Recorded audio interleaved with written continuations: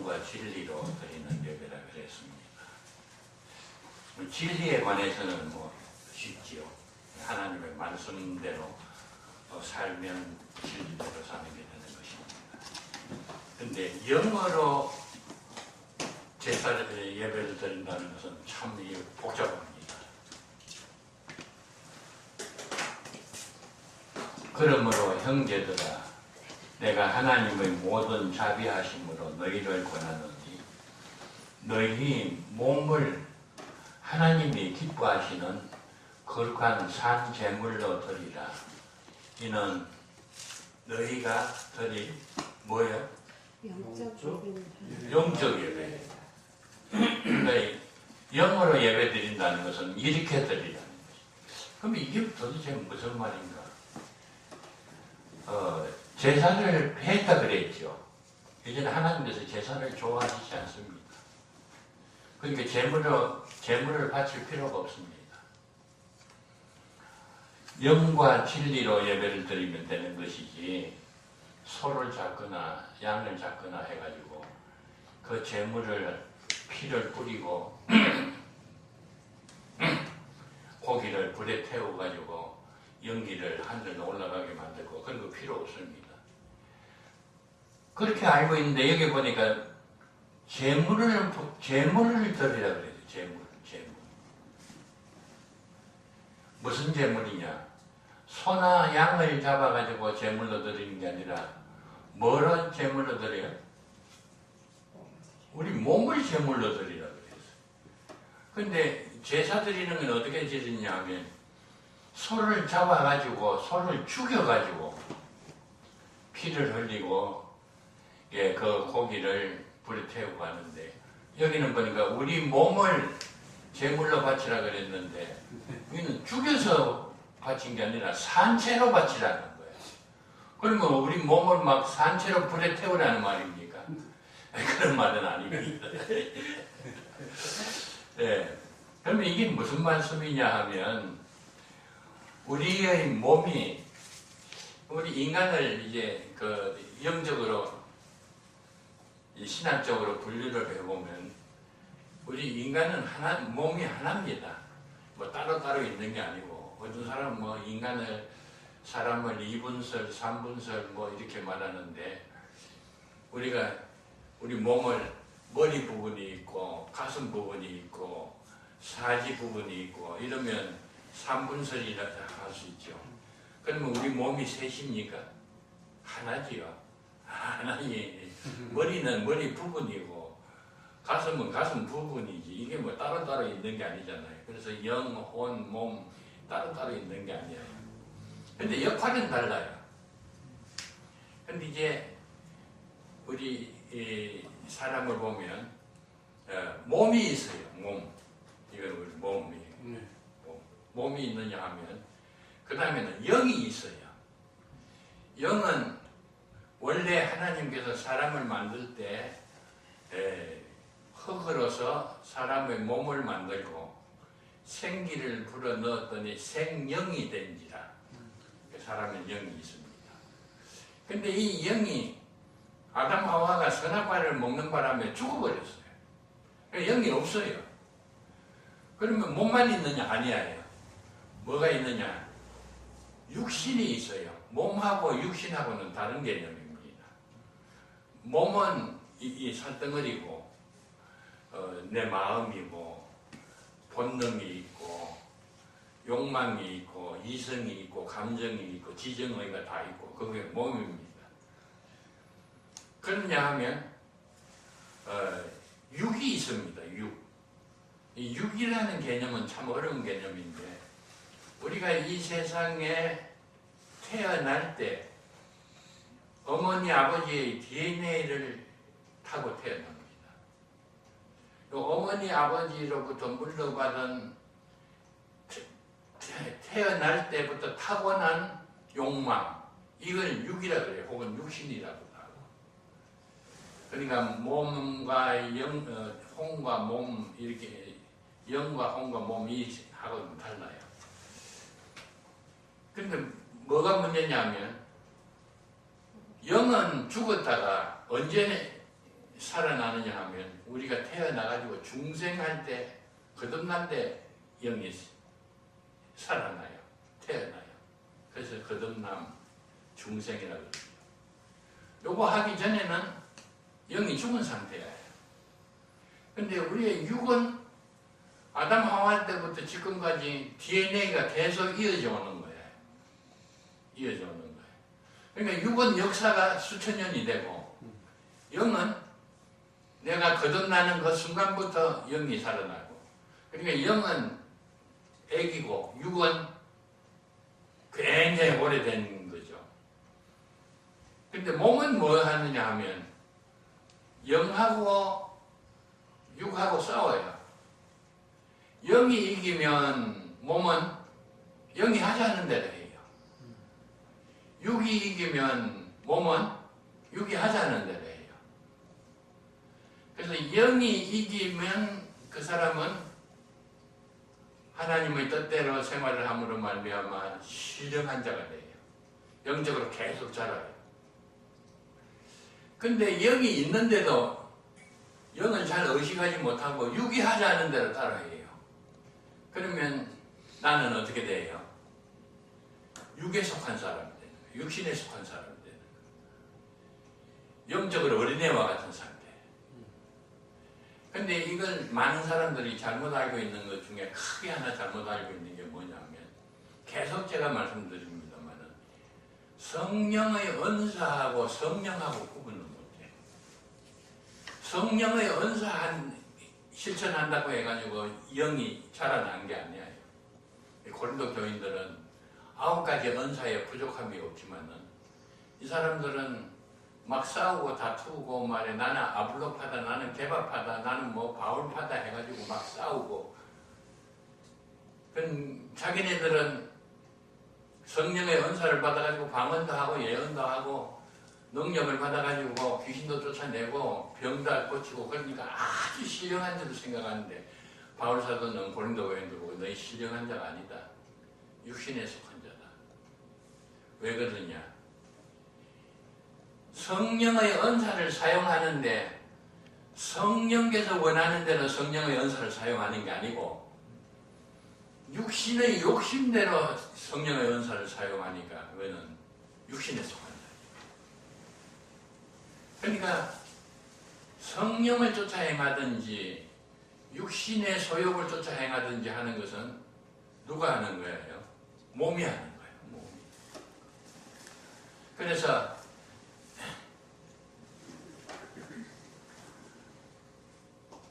만약 이제 병자를 고치고 귀신을 쫓아내는데 성령께서 원하는 대로 귀신을 쫓아내고 성령 병자를 고치면 이거는 신령한 자가 돼요.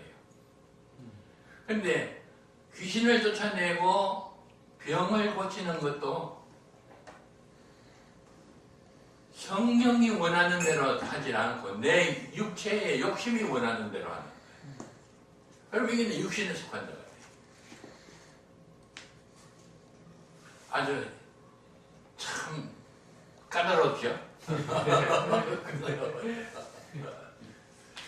근데 우리는 육신이 원하는 대로 하면 육신에 21가지 더러운 것이 막 쏟아져 나와요. 갈라디아서 5장 16절, 17절, 18절 거기 보면, 예. 그러나 성령을 쫓아 행하면 어떻게 돼요?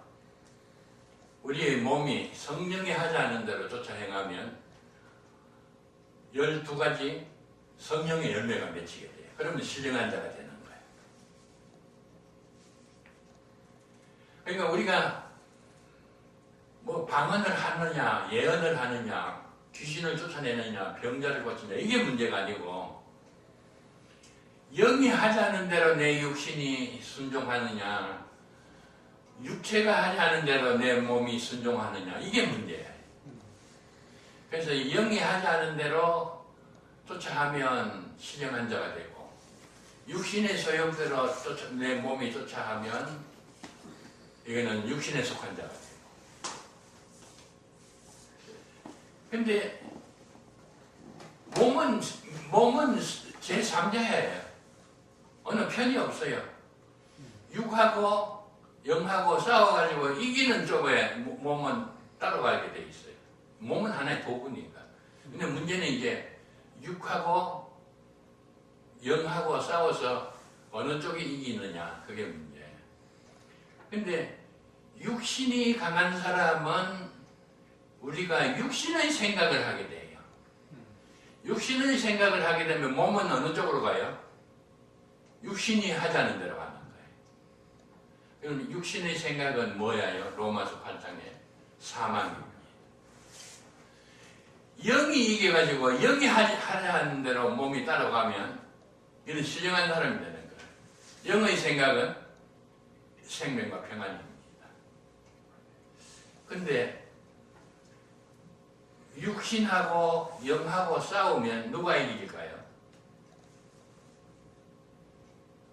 갈라디아서 5장 17절에 보면 육신의 소욕은 성령을 거스리고 성령의 소욕은 육신을 거스리고 이 둘이 서로 싸우면 어떻게 된다고요? 우리가 원하는 대로 되는 게 아니고 원하지 않는 결과를 가져온다 그랬어요. 우리가 원하는 결과는 뭐죠? 육과 영이 싸워가지고 영이 이기는 게 우리가 원하는 거예요. 근데 갈라디아서 5장 17절에 보면 둘이서 싸우면 누가 이겨요? 우리가 원하는 것은 영이 이기는 건데 우리가 원하는 대로 되지 않는다 그러니까 누가 이긴다는 거예요? 육신이 이긴다는 거예요. 왜냐하면 우리들의 영은 내가 예수 믿고 이제 그 하나님께서 나를 택해가지고 내가 이 세상에 출생해가지고 하나님이 부르시는 그때에 영은 거듭나요. 그러니까 몇 년 안 됐어요. 근데 육은 아담 하와 때부터 DNA가 계속 유전돼가지고 나와요. 그러니까 몇 년이 됐어요? 수천 년이 된 거죠. 그러니까 육하고 영하고 싸우면 누가 이기게 돼 있어요? 육이 이기게 돼 있다고요. 그렇게 보면 우리가 원하는 대로 되지 않고 육이 이기가지고 21가지 육신에서 나오는 더러운 것이 막 쏟아져 나온 거예요. 누가요? 안 믿는 사람? 안 믿는 사람은 말할 것도 없고 믿는 사람도 우리들이 이제 내면적인 싸움이 일어나는데 영과 육이 싸우면 영이 이겨야 우리가 신령한 자가 되는데 싸우기만 하면 육신이 이긴단 말이죠. 이게 고민이야. 이게 어떻게 해야 되느냐. 그래서 바울사도는 로마서 8장에 가면 영으로서 몸의 행실을 죽여야 우리가 사는 거예요. 영으로서 몸의 행실이라는 것은 이거는 이 몸이 뭐냐면 육신이 하자는 대로 하는 몸. 이게 항상 이기게 돼 있어요. 가만히 두면 항상 이기게 돼 있어요. 뭐 세례를 받고 말이죠. 뭐 신학 졸업을 하고 말이죠. 뭐 목사 안수를 받고 다 해봤자 소용이 없는 거예요. 항상 육이 이기게 돼 있어요. 이렇게 되서는 안 되겠죠. 네. 그러면 영이 이기려고 그러면 어떻게 해야 돼요? 육을 죽여야 돼요. 우리는 육을 죽일 힘이 없어요. 그러니까 육을 죽이려고 그러면 어떻게 해야 돼요? 성령이 육을 죽여줘야 돼요.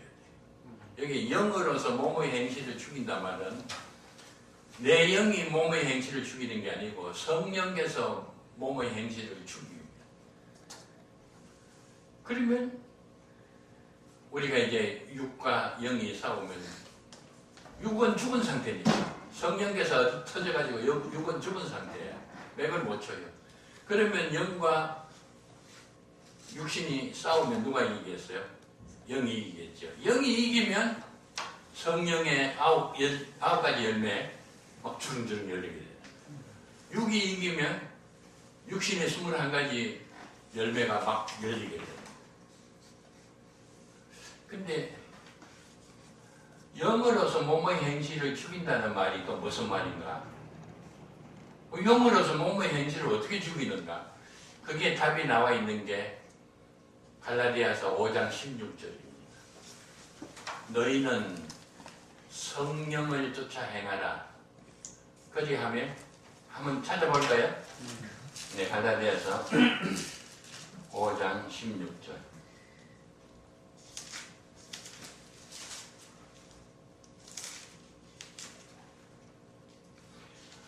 내가 이르노니 너희는 성령을 따라 행하라. 그리하면 육체의 욕심을 이루지 아니하리라. 육체의 소욕은 성령을 거스리고 성령의 소욕은, 여기에 소욕이 옛날 번역에는 성령의 소욕은 육체를 거스리나니 이 둘이 서로 대적하므로 너희가 원하는 것을 하지 못하게 하는. 우리가 원하는 것은 영이 이기는데, 근데 영이 이기지 못하게 하기 때문에 육신이 이긴다는 거죠. 그렇게 되면 어떻게 돼요? 19절 보면 육체의 일은 분명하니 곧 음행과 더러운 것과 이게 쭉 나오는 거예요. 그래서 성령으로서 육을 죽여야, 몸의 행실을 죽여야 우리가 실행해집니다. 그러니까 성령으로서 몸의 행실을 죽이는 게 어디에 있느냐 하면 16절이에요. 내가 이르노니 너희는 성령을 따라 행하라. 그리하면 육체의 욕심을 이루지 아니하리라. 성령이 와가지고 막 내 육을 말이죠, 막 난도질을 해서 죽이는 게 아니고 성령이 내 안에 와 있잖아요. 우리가 예수가 그리스도시라는 것을 믿을 때에 성령도 오시고 예수님도 오시고 하나님도 오시고 다 오시는데, 그 하나님은 천상에 계셔서 천하 만물을 통치하시고 예수님은 그 우편에 앉아 계셔서 조력을 하고 또 우리를 위해서 기도하고 말세에 또 심판한 심판주로 오시고 우리 안에서 직접 역사하는 분은 성령 하나님이시죠. 이 성령이 와 계셔요. 성령이 와서 뭐하고 계시느냐 하면 한번 요거는 찾아서 읽어봅시다. 내가 여러 번 찾아서 읽은 건데 빌립보 2장 13절. 빌립보 2장 13절.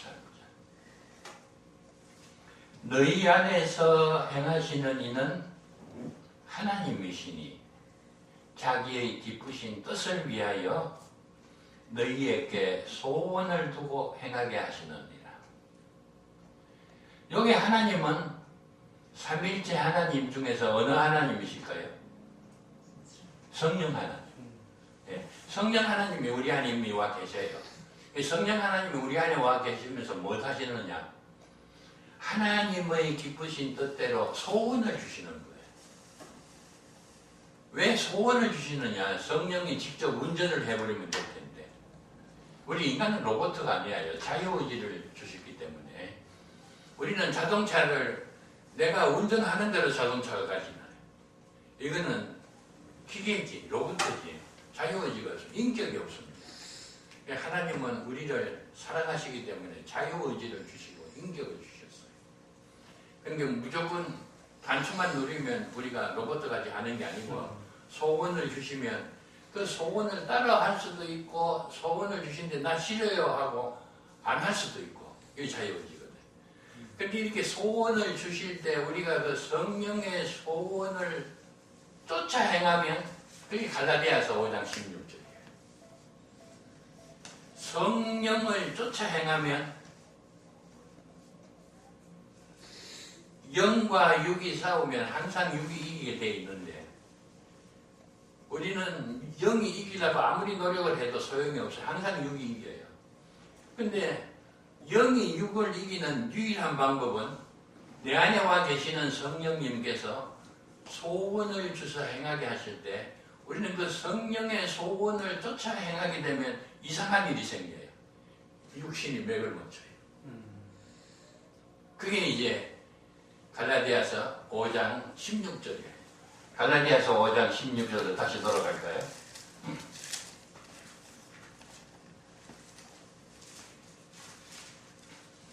(5장 16절) 내가 이르노니 너희는 성령을 따라 행하라.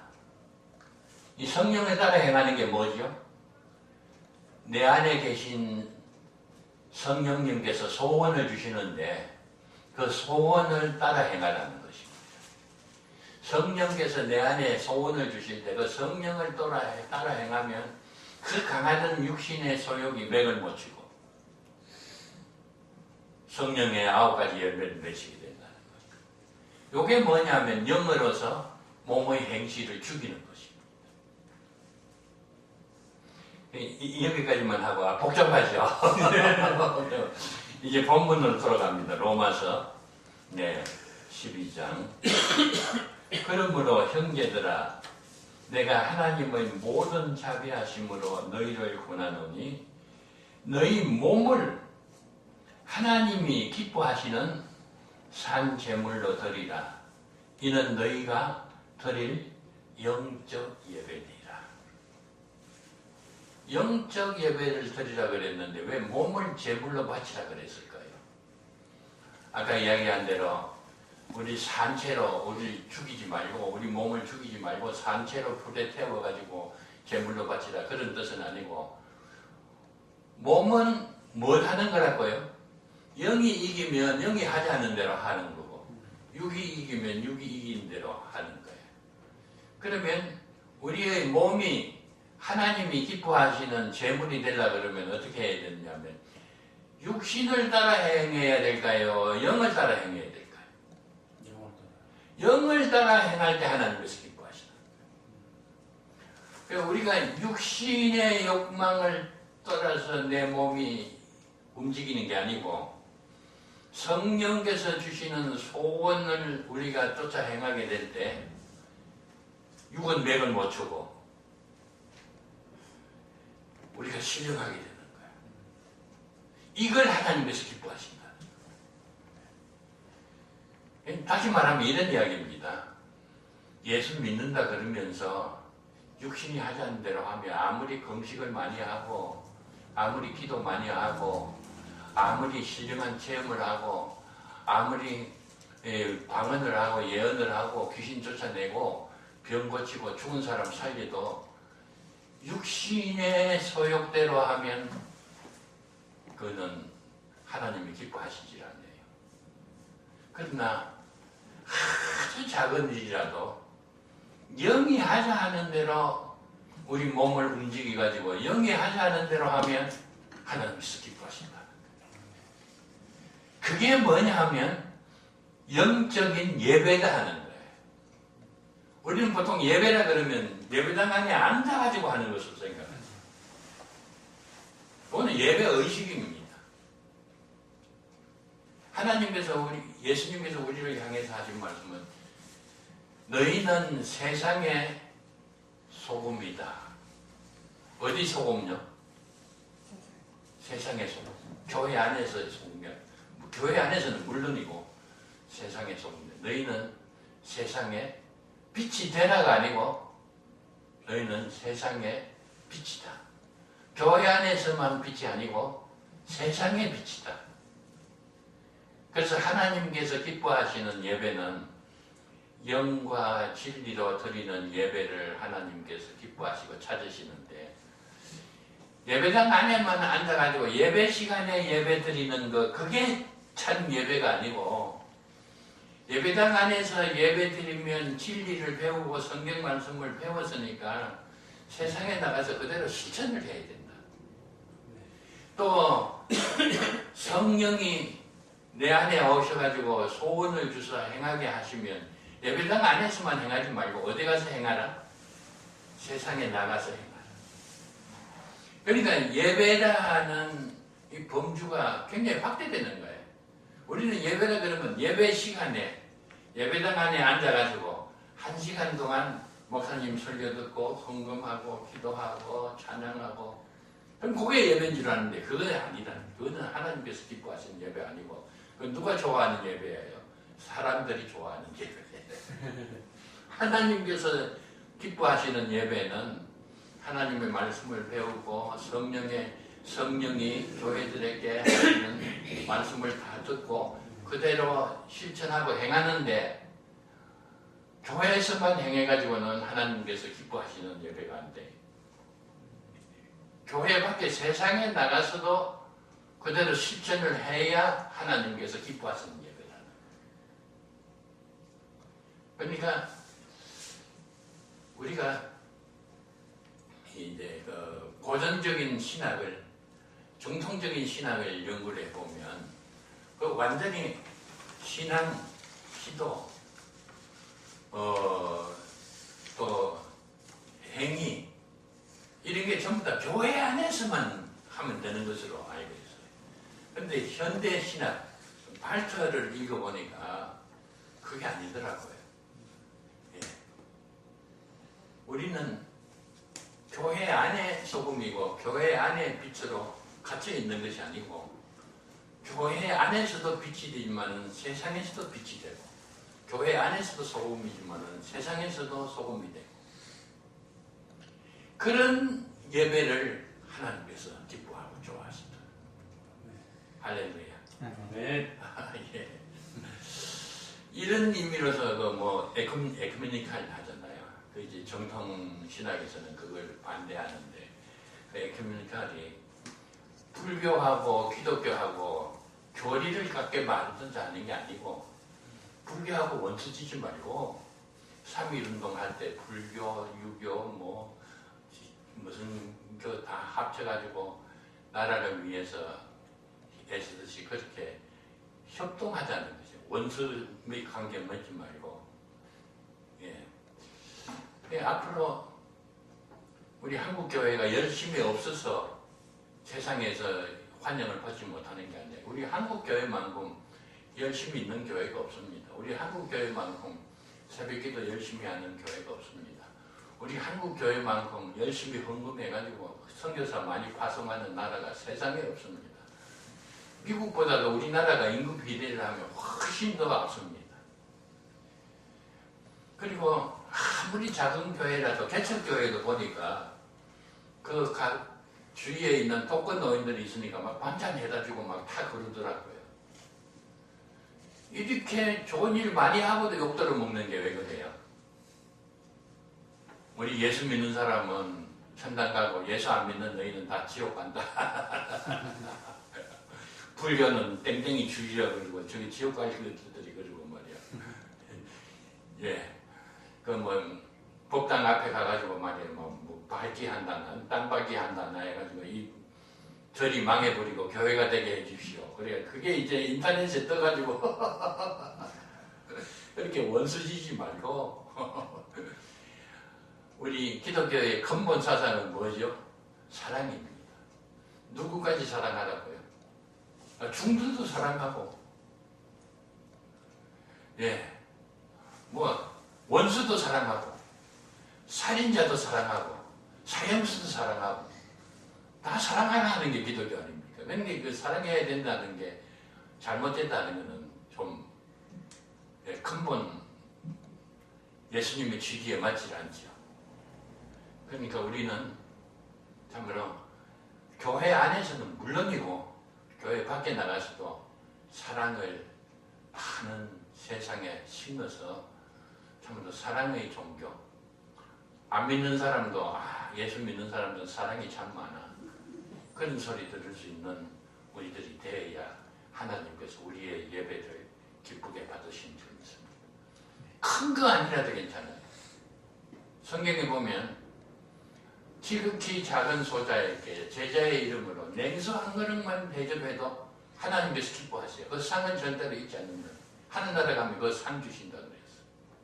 문제는 뭐냐면 육신이 하지 않는 대로 하면 아무리 큰 일을 해도 소용이 없어요.